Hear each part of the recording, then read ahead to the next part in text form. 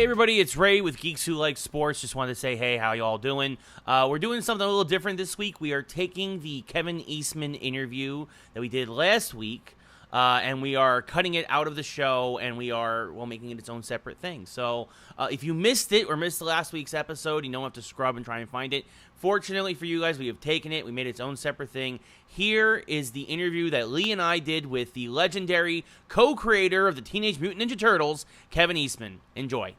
Yeah, Kevin, again, I'm Lee. That's Ray. Our show is called Geeks Who Like Sports, which is pretty much a hybrid show between all geek lovers and sports lovers. We made a show that merges them together, and we found a massive audience that we thought existed, and we're really proud that it existed. And having you on our show is really an amazing thing for everyone, including the audience. So I really appreciate your time.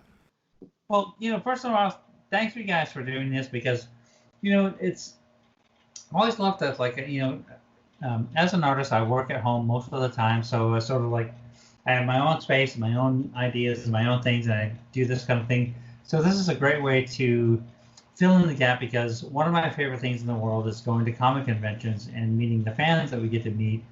And I love that because it's sort of like, if you're working at home alone and you're doing this, that, and the other thing, and then you actually meet the people that sort of actually like your ideas, which is great. So this is a wonderful way to reach them, and so it's my real pleasure to join you guys tonight. So thanks.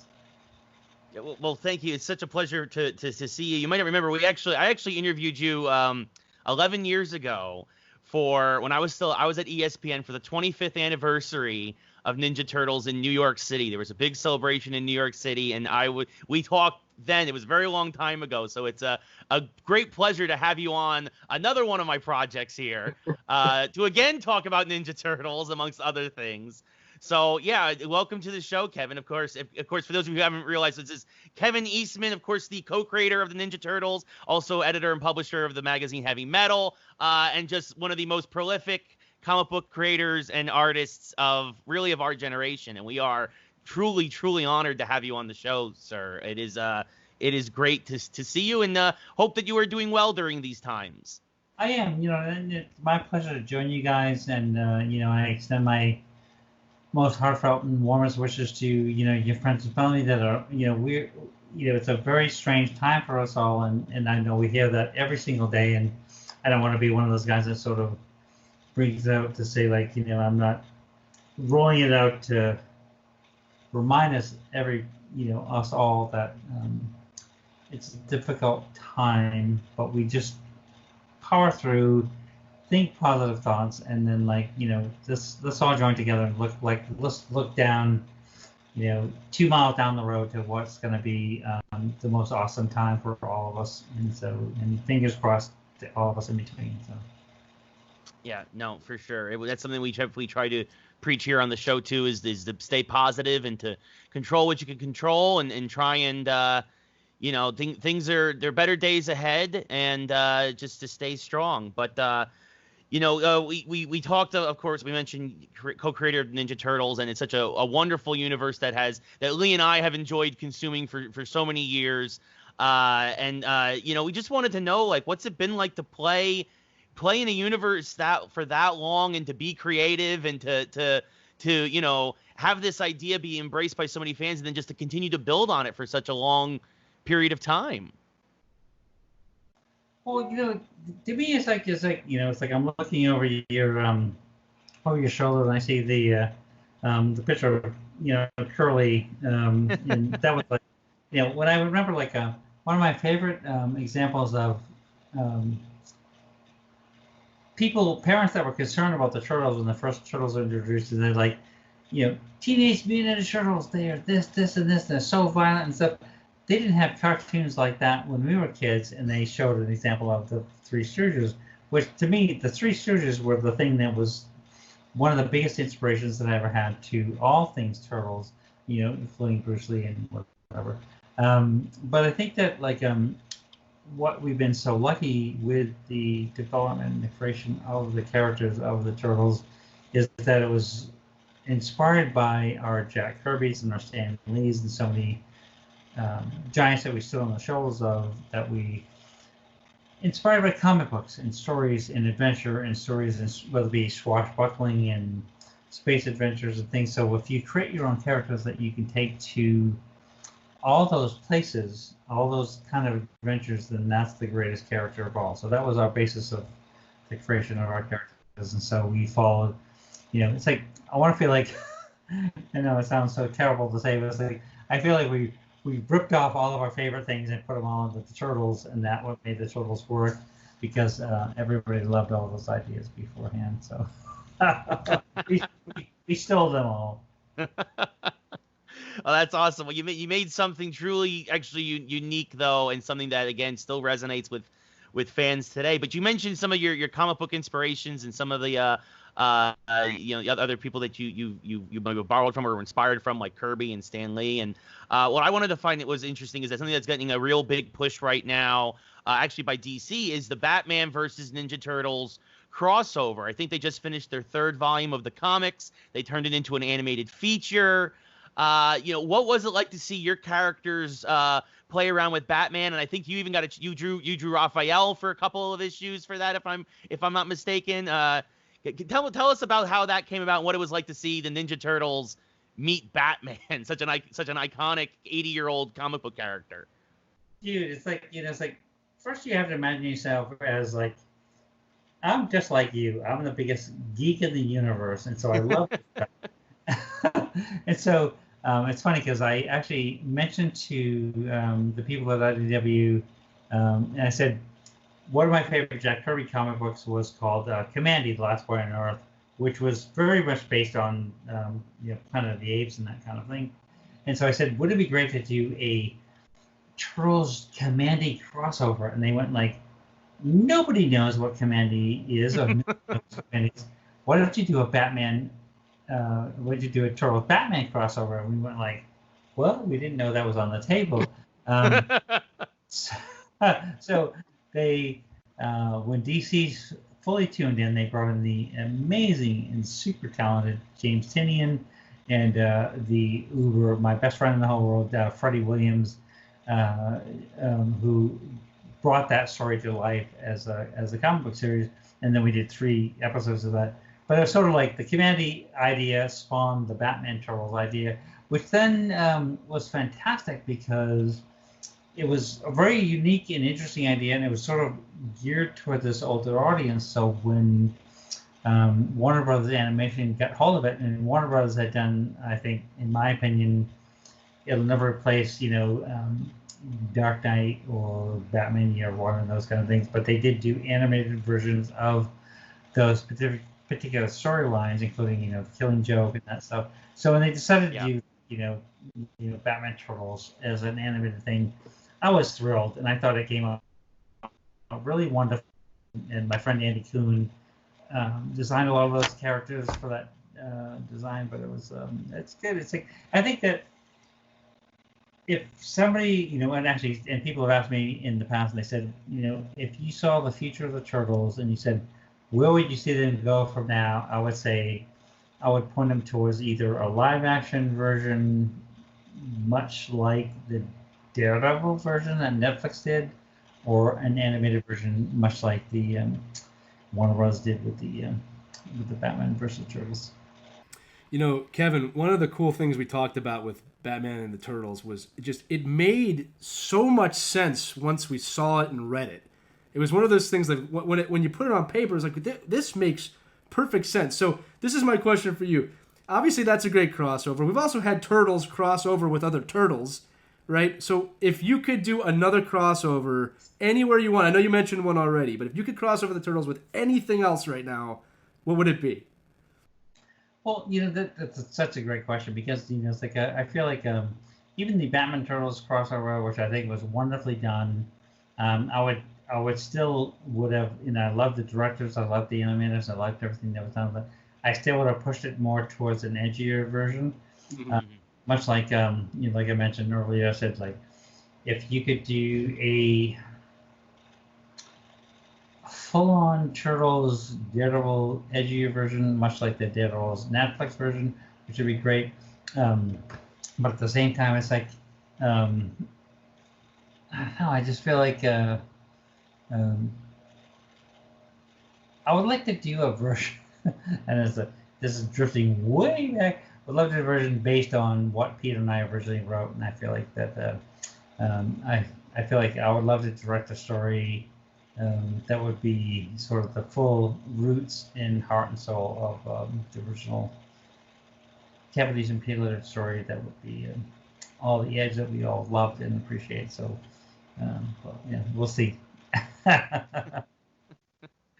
Awesome. So we mentioned before that we like to try and be positive on the show, and we have a lot of other folks in our Facebook group that's always growing, and they they thrive on creativity as well. What message would you give that might help these folks who want to create something of their own? What inspiration might you want to give them? Like, what do you just pursue their dreams and to create something, create a universe of their own, or any advice that you might have?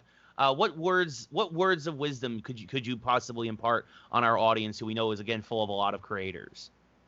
Well, that's such a great question because it really is. When I think of like when I go back to when I dial back in time and I think like, when Peter and I were first, creating and drawing and submitting ideas to underground publishers and stuff that we had submitted a number of things to like Marvel and DC and some of the mainstream publishers, which we get huge rejection letters from. But it was sort of like as the independent comics community grew, it was a small community, and it doesn't mean like you were making a living drawing comic books, but you were drawing comic books, and that was your dream, that was your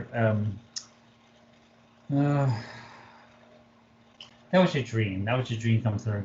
And so when you fast forward to today and the idea that so many different artists are writing and creating and doing things that are so original and so creative, that I think you have a way of reaching a much wider audience that we could ever have hoped to reach for when we did the original Turtles comics. That you can reach a much wider audience, that you can find an audience for your original idea, your original thoughts, and sort of explore it, whether it works or it fails or it doesn't fail. But the most important thing is like you have to stay true to your idea, because every idea that you come up with, you will have people that say, well, that's stupid, that will never work.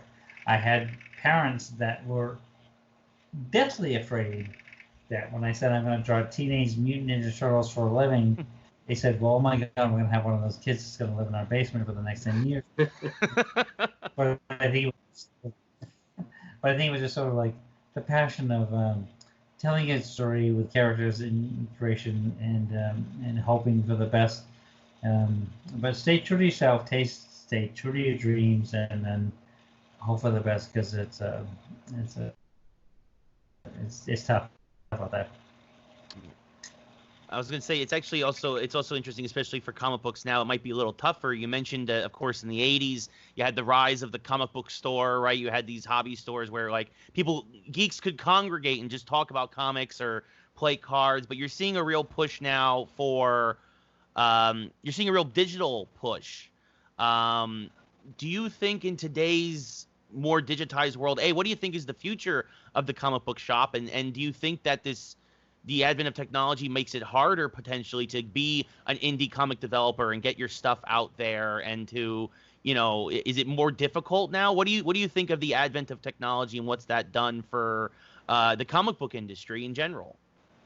No, that's a really good question, because it's a big, and every one of those questions ends up like, because right now we're in that situation where everything ends up with a giant question mark, where you go, well, we knew the business before. We knew that if we created an idea, we exhibited an idea, we developed an idea, we showed examples of an idea, that we then sort of put in this solicitation market of, say, like Diamond Comics and things like that, which then would put us in a position where comic book stores, and God bless every single comic store, would order a certain number of comics that would sort of perpetuate and help us reach an audience that would find the characters interesting and stuff that would be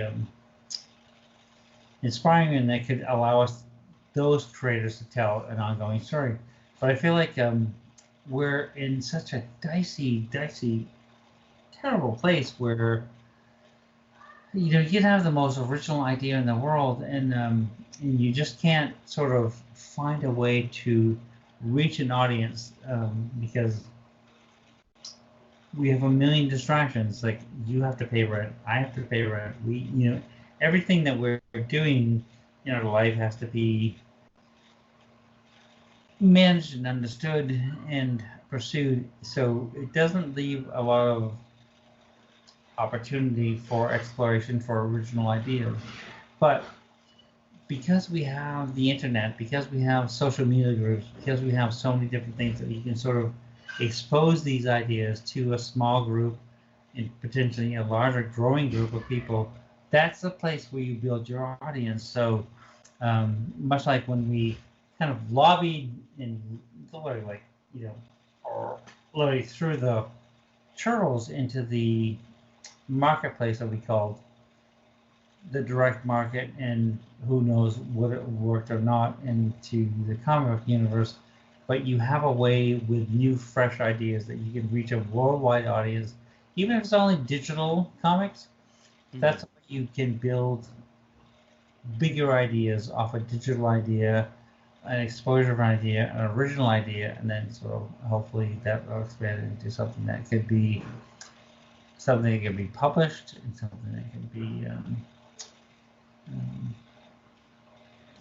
I want to say I love to say a movie or TV and that kind of things, but those things you don't know about, but it's like original ideas are the ideas that make it all work. Kevin, I got to ask you, again, I know we have so many minutes with you. Our show is called Geeks Who Like Sports, so we'd be remiss if we didn't bring up sports for one question here. Now, the word is on the street that you're a New England Patriots fan. So is that, first off, that's correct, right? Oh my God, yeah. Okay, good. So listen, first off, congratulations on the last 15 years. That's where I'll end that conversation. What I want to ask you is you have a lot of green in your life, all right? And when it comes to New England Patriots football, green's not a friendly color. You got the Jets, you got the Eagles, right? So does that come into the play at all, or do you have to deal with that, or is that something that bothers you? And then more importantly, how do you feel about Tom Brady going to Tampa Bay? Well, look, it's funny because people will ask me questions and they'll assume that I know what I'm talking about. I don't, and I'll tell you that right now. But I'll tell you that one of the things is when I started the kinds of things that I was reading and drawing and doing stuff when I was a kid were the things that inspired me as a comic book artist and a cartoonist and that kind of thing. But I was like a huge for all of us that grew up in New England, and it was like I love the Patriots, I love the Bruins, I love the Celtics, and I love the Red Sox. But we spent those years, and so we live in San Francisco, and we live in San Diego right now. And it's funny because I've been a lifelong Patriots fan, and it was Bledsoe and so many other people that were the leadership of the Patriots. It didn't matter. They were our team. That was my team. And so when our son Shane, who's a Patriots fan because I'm a Patriots fan, and people go well, you're a fan because they're winning right now. I say, no, my dad was a fan even before they weren't not a good team. They were a great team, but they just never got there. So it just you have to. It's I feel like it's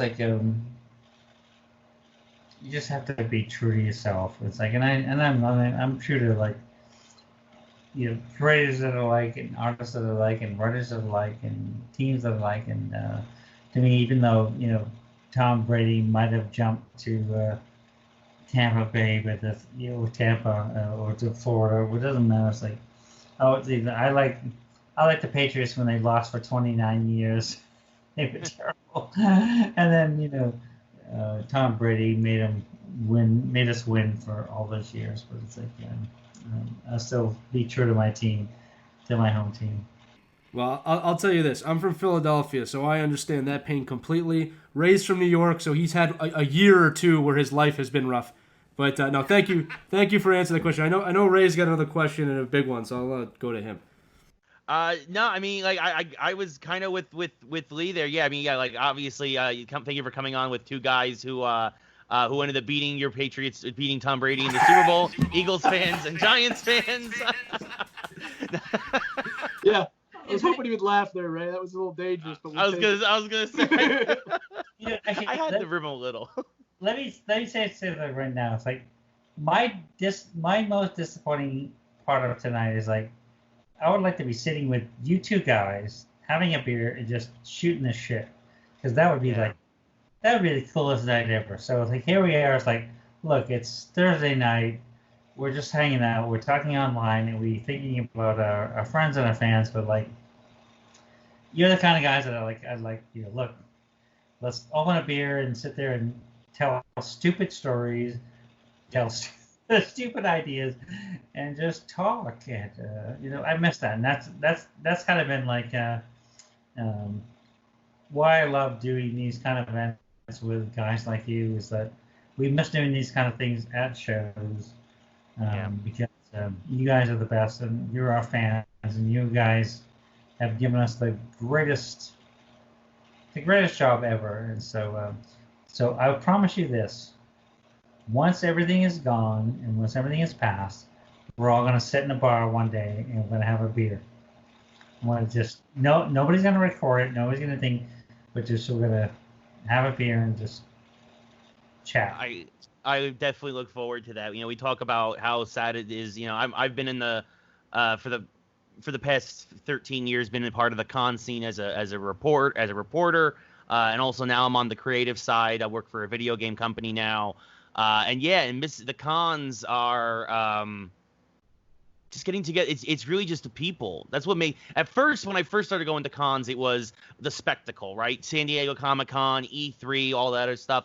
But then it's be like, this is my chance to get together with my friends from Seattle or from Miami or from San Diego, and we all get to come together and meet up and, like you said, just have a beer and chill. And sure, the spectacle is great, but that's what it really becomes about. It becomes about the people.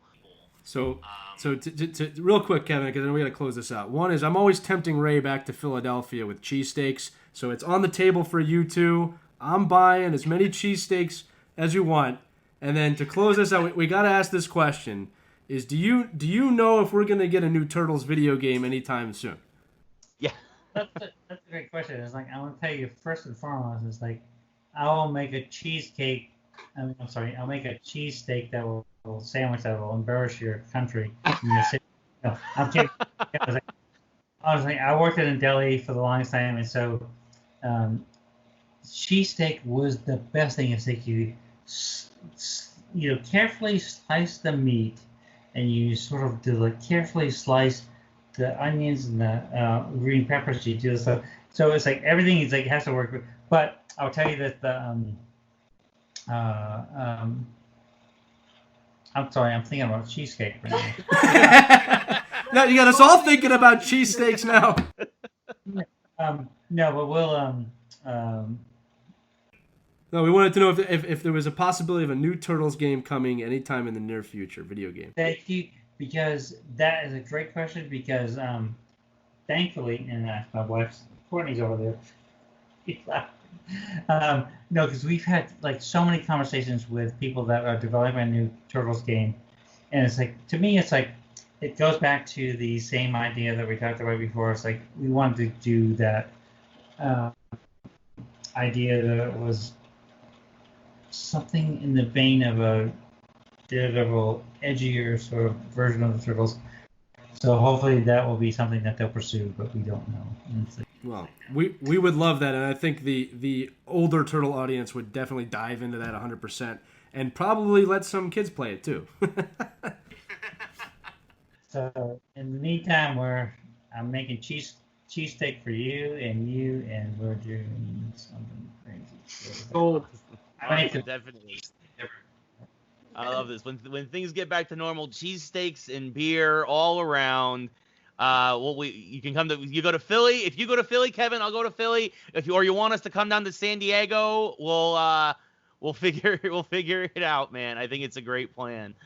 But thank you so very, very much for taking some time out of your busy schedule to talk to us. It really means a lot. And we got to do it again soon. You have an open invite. Whenever you want to come on the show, Kevin, you are more than welcome to come back, man. First and foremost, thank you. And yes, it's like this is stuff I live for, and this is stuff I love. So, as we let's revisit this conversation when we talk about Last Ronin seriously. So we'll do that.